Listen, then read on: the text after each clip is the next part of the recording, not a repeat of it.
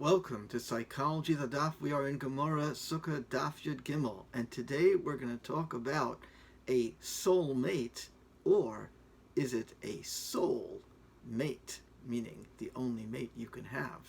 So our Gemara Nomad Aleph uses the following phrase to explain why a naturally occurring bundle of reeds is still kosher for Succah, even though in general bundles are not kosher for Succah. And the Gemara uses the phrase Eged bidei shamayim lo shmei eged. Binding at the hand of heaven, in other words, what occurs naturally, is not considered a binding. The Sod Yisharm in Sukkah Aleph and also Tesvav interprets this whole phrase allegorically.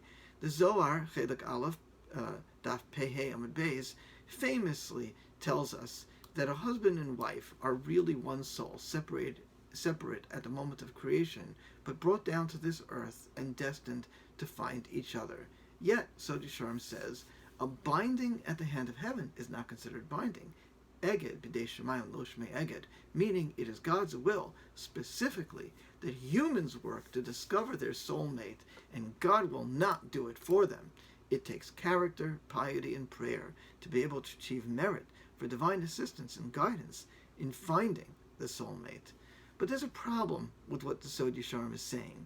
It's a fair presumption that many of us will not merit special divine assistance, and if we do not believe we found our soulmate, are we to believe that it's God's will to divorce? Yes, of course, people get divorced in situations of irreconcilably deep problems, but should one get divorced because they didn't find their soulmate? That would be ridiculous, because how can you be sure you would get your soulmate the second time around?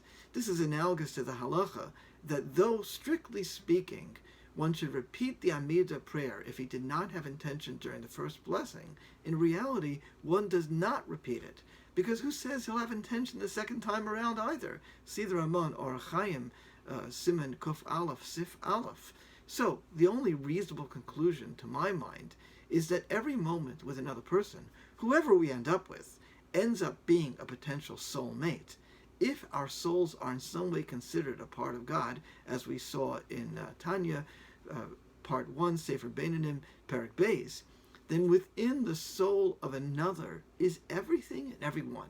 It's our job to find the actual soulmate that is potentially within the soul of our mate.